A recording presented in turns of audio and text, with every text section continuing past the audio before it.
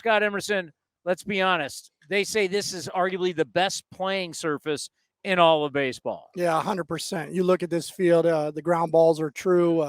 It's just a beautiful place to come every day and sit in the dugout and watch a great baseball game, and the field is outstanding. Well, this is the pitching coach for your Oakland Athletics, and he's going to lead us off today. Congratulations on a season where you taught your butt off. And I think people forget, we think of big league coaches as you guys roll the balls out, you walk around during batting practice. It's the big leagues. Guys don't need to be taught. There's not a lot of learning going on there. You sit behind the pitchers, you have sunflower seeds and watch bullpens. That's not how it goes. I've watched you, and I know a lot of people are not going to talk about it, but I've watched the effort. That's why I say congratulations, because your effort this year and the amount of teaching that I've seen, so then you times that times two out on the road, you put a lot of work in this year, and I just want to tell you, great job.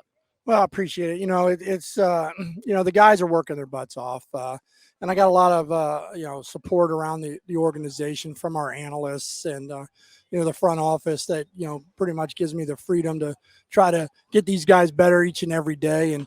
And our bullpen coach Mike McCarthy and Marcus Jensen, our catching coach, and the skipper Mark Kotze, who a lot. It's a lot of input. It's just. You got to listen. You got to be a good listener. You got to listen to the players. You always tell them, I don't work for you. You don't work for me. We work together to get you to be the best pitcher that you can possibly be. And that's, compiling the data, understanding them. I think that's the most important part. You don't want to be a drop down in their toolbar. And you got to have the ability to let them speak and understand who they are, who they want to be, what they want to do. And then, give them some guidance to what we think they are and what we think they should be doing, and then collaborate it out and bring the best out of everybody. And I think next year is going to be the year we're really going to see what we're learning. We can teach guys till we're blue in the face, but at the end of the day, it's how much they can process and how much they can learn. And then there's some guys you give big data to and big information to, and there's some guys you got to dummy it down a little bit. Doesn't mean they don't understand it. It just means that there's small pieces that they take. And, when you're building a pitcher, it's really, not about how to build them for quick, instant success. It's building them for long sustainability. Can they do this over the long haul? Can they build a routine? Can they throw quality strikes? Do they understand pitching? Do they understand how their ball moves? Who are you? I think that's one thing I like asking our guys sometimes. Who are you? And let them give me the feedback. Yeah. How do you compete? It doesn't matter what sport you're in. Like, where do you fit? Right now, football's going on. Everybody talks about, how big football is. Well, in the football world, where do you complement the offense? Where do you complement the defense? How do you help this team win? What are your strengths? What are your weaknesses? And that's one of the things that when we sat here and talked to Shea Langoliers about all the different pitchers he's had to learn, well, that's all the different pitchers that you have to teach, that you have to make better. And you got guys coming in and out and in and out. The great Mickey Morabito, our traveling secretary, has been on the phone with Southwest more than any traveling secretary ever. And he said this is the record amount of flights that I've ever booked. So what is it like dealing with all these pitchers, and a lot of pitchers you don't even know how long they're going to be here? Well, it's no doubt that our catching core, Shea and Tyler and Carlos, they've had a real tough job because now they got to keep getting some pitchers and understanding what they like to do. And sometimes you don't even know what they're good at until they're here in the big leagues. We get all their data and what they like to do in the minor leagues and who they are. But when they get to the big leagues, sometimes it changes. Sometimes it alters it. Like, hey, you might need to throw more fastballs. You might need to throw more changeups. You might need to throw more breaking balls. If you look at like Luis Medina, we added a sinker to him this year. We added a slider to him this year. We've cut down on his walks from the minor leagues to the big leagues. And we're just trying to get him to throw more strikes and gain that success and that confidence. And then next year, it's going to be a little bit more about the quality of those pitches. So, the famous saying, Rome wasn't built in a day, right? So, you're just grinding it. Okay, can we do one thing at a time? And I always talk about, when you have big tech and you got a lot of data, and you're throwing out, hey, can you do this? Can you bat whip your sinker? Can you front door your cutter? Those are Hall of Fame type pitches. The best in the world did that, but they did that over time. And right now with data, guys are trying maybe to do a little bit too much too soon in their career. And right now it's about just filling up the strike zone. Get strike one. Let's move on. And, I think it's very important that these guys first understand who they are first. They're building that foundation. They're building a repeatable mechanics. They're building who they are. And, I was quoted the other day as you can't, decorate the inside of your house until you build the house. Right. So you have to build that house before you can go put up the TVs and put in the unbelievable stove and all that stuff. So the guys have to understand who they are first. And once they understand who they are first and what they can do, then they can start adding. But I'm a true believer. You got to be able to throw strikes before you can start adding other things. So I can't decorate my home until I build the walls and the foundation. Yeah, because you don't know what it's going to look like. You do know that in all these interviews, when you say Rome was not built in a day, we have all these drops in the postgame show. So when the callers call up and complain, we'll throw these things out there because callers can be upset when we throw you out. Rome wasn't built in a day. We play your drops all the time in the postgame. Well, that's you good. Speak knowledge. We play your knowledge in the postgame. Well, everybody has an opinion, which is awesome, and we just try to do the best we can. All right, biomechanics. We hear a lot about that in sports. If you watch a lot of golf, it really so much of the technology that we use today was stuff I talk about all the time was brought into golf years ago. And the reason why is because they're trying to sell clubs. That's the business. You're trying to prove why the clubs work. So they've done a lot. They started using TrackMan in the 80s, for God's sakes. Baseball. You imagine trying to use TrackMan in baseball in the 80s? I mean, my God. Well, what people don't really know and can't remember is or don't know that we had one of the first portable TrackMans in 2011 at Papago Park in our bullpen, and we had it mounted, but it melted. So it was one of those. It was early stages of the portable TrackMan, and you just left it up overnight, and the pole and the TrackMan part melted, and there went portable TrackMan. You had to come up with a better idea. So you had TrackMan 2011? 2011. That's an early adapter, as they would say. Yeah, we were using this technology. It might have been 2012, but we were using the technology at least 10 years ago. So you got the other day, you have your lab set up, and you got the cameras all around the pitcher, Edgetronics or whatever they're called.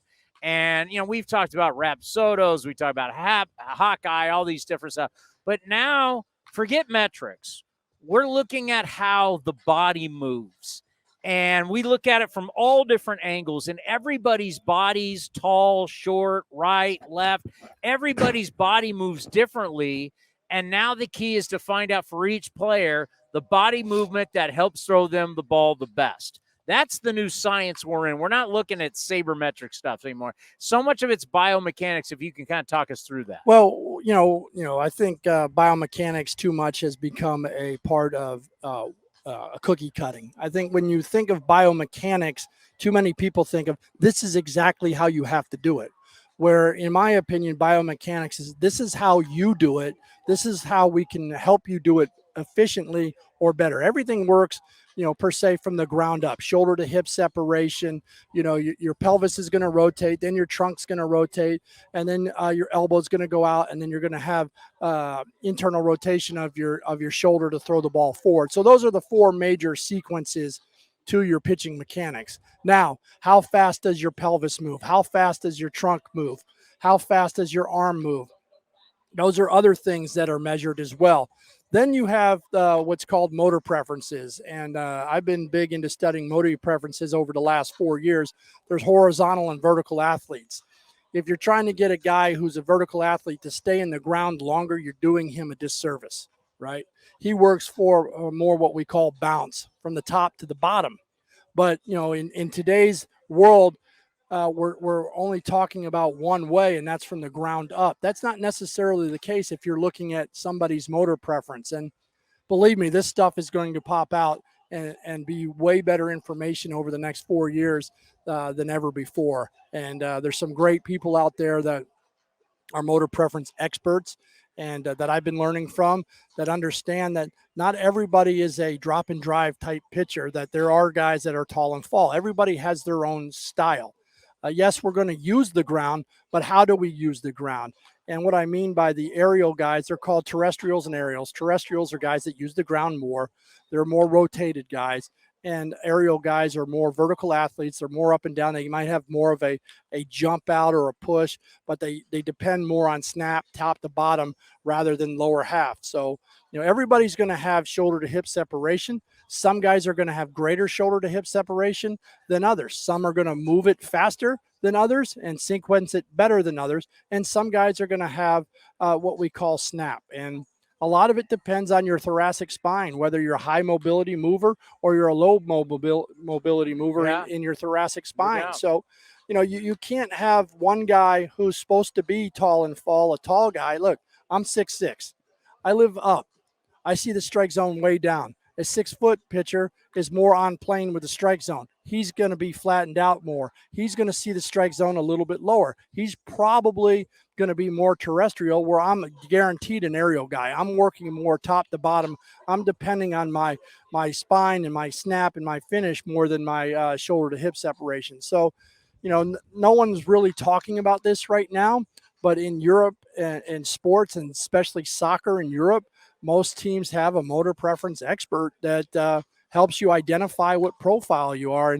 And that's the next phase of baseball, in my opinion, that'll be here soon. Yeah, the whole thoracic spine thing, I had no idea until I started looking into it when I saw it being taught in golf lessons about how you turn around your lower spine, right, to help keep from getting a back injury. And we talk so much, it doesn't matter the sport. You can even go to hockey. When you see the guys, they wind up the stick, they're digging their skates into the ice. They're using it. They're using the ground, which is the ice. They're digging in the ice and firing the puck. So much power comes from leverage from the ground in all sports. But as you're saying, some guys use it differently, and I just wonder, it's hard to put, like, I'm not going to put you and JP Sears in the same box because you guys are, one guy's shorter, one guy's taller, but do we see a consistency that shorter guys, especially shorter hitters too, they like Mike Trout, so short and come back, but you see how he leverages the ground with his legs. The difference between basically shorter athletes and taller athletes. Yeah, 100%. When look, like I said, I'm 6'6". I don't want to do squats. I don't want to put a lot of weight and bend all the way down. I got to go much farther than anybody else to attain a good squat, right? Doesn't mean I can't do it. It just doesn't. It means my body doesn't like to do it, right? So if you're putting your body in poor positions to throw the baseball, you're putting yourself at risk to not only not be able to throw quality strikes, but put yourself at an injury risk as well. Wow, we just always thought you basketball guys were kind of lazy. Maybe a little bit. Oh, man. I love talking about this kind of stuff because it really is the new frontier. And I'm wondering how much of the biomechanics are also a part of how do we keep our guys healthy? Because the strategy of them throwing harder, but we're now going to have them throw less, isn't working. Guys are still getting hurt. Well, there's way more to, how the body moves than just biomechanics. The biomechanics, basically, a lot of it, too, is just measuring the skeleton. Measuring how the skeleton is moving. Well, there's ligaments, there's tendons, there's fascia. There's a lot of things. There's muscles. There's a lot of things that we're not 100% on. But, our biomechanist, Ethan Stewart, does a great job of using the information that we get and predicting, a lot of stuff. And he does a great job with it. So, it's really good to have a biomechanist on staff that I can go and talk to and we can collaborate on mechanics of, if we keep doing this, the predictability could lead to injury. And then there's also, well, this guy is dominating the strike zone. How much do we change somebody who, obviously, guys that throw really hard are at an injury risk, right? Yeah. You're not going to tell them, hey, stop throwing hard. You're just not going to do it. Now we're just going to, and if they're pounding the strike zone, it's hard to tell them, hey, stop throwing hard and pounding the strike zone. Your arm's late. But there are guys that we're trying to work with to put them in better positions. Yeah, I think of the guy that's going to be the big question mark. And when I talk about your staff going forward, I'm already, JP Sears, I want to get into. I think hitting the 30 start mark was huge for him, this organization, in a lot of different ways. We'll get to that. And then about Paul Blackburn. And we're now looking at Medina. When we start talking about guys that can really help going into next year, we're going to have Joe Boyle on the show in a little bit. But I think about Mason Miller. It is a lot of teams, you draft a kid, his velocity's through the roof. He hasn't proven to stay healthy. How do you keep him healthy? We think he's a starter. I don't know if that's his future. Like, what are your thoughts on Mason Miller, and how do you get the most out of him to help you win games? And the key to that is keeping him healthy. Yeah, I think that's what we're gonna see over the next 10 days, and what we're trying to evaluate over the last month with him is getting him out there first of all, and then we'll move into the off season and see how the off season rolls with him, and then we'll collaborate in spring training or before spring training to really set what is best for Mason Miller, and that's a conversation that we got to have with everybody in our baseball department, and I'm sure we're going to come up with the best plan for him. Not only for him, but for us to help us win baseball games. I think about JP Sears, that 30 start mark, since we're not going to get a lot of innings now like we used to out of pitchers, I think that's huge. I think it's huge for JP. I think it's huge to see it for the rest of the staff. I think it's huge for the minor leaguers. When he shows up to spring training, everybody's going to know that guy started 30 games last year. Just talk about getting to that 30 start mark, what that means for JP Sears and the organization. Yeah, it's always great to see guys post up every time they can post up. And, that's a testament to our strength and conditioning department led by Josh Cuffey, and in our athletic training department, Brian Schulman, Brad LaRosa, and Jeff Collins, and Elliot. They're out there just, grinding on these guys to keep them healthy. Our massage therapists. It's just, it's a total team effort to get this guy, and all starters who've done it. A few years ago, of course, we had 3 guys make every single start, and Bassett was the only one that didn't make every start because he got hit by the liner in Chicago. But that's what you want. You want to be able to send these guys out. You want them to be able to post up each and every day. Have they been feeling great every start? No. But that's what's called the big leagues, workload management. Yeah, I like it.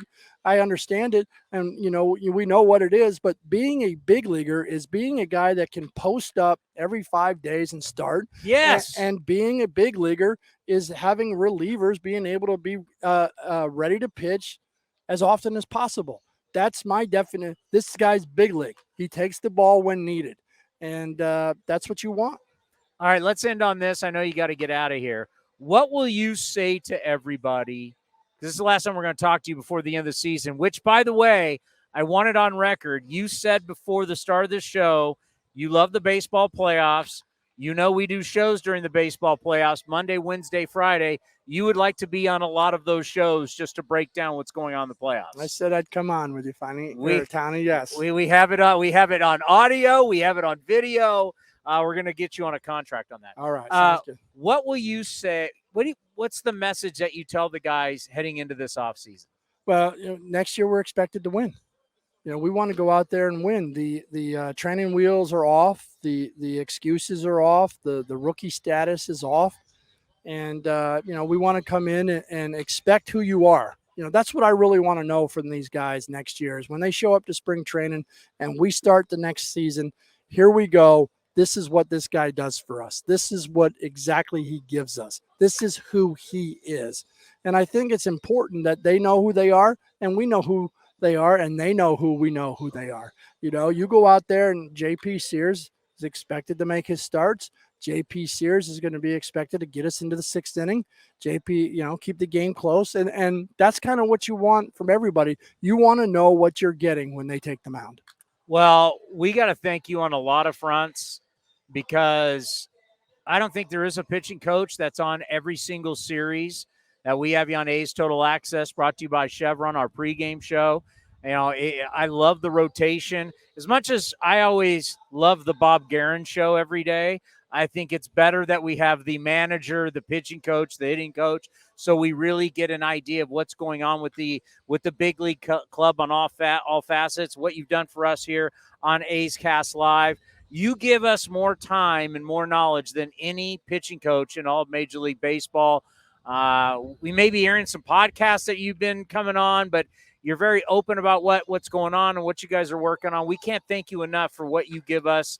Another great season, and just truly from Cody and I, what you do for us is awesome. Well, what you guys do to bring the content to the fans, and not only A's fans but baseball fans, is awesome. And to be like one of a kind out there is great, and it's great for the organization. And we're just going to keep on grinding and keep on battling and keep on getting guys, the best that they can be. Coming up next, I'm still angry about 12 and 13 about the Tigers.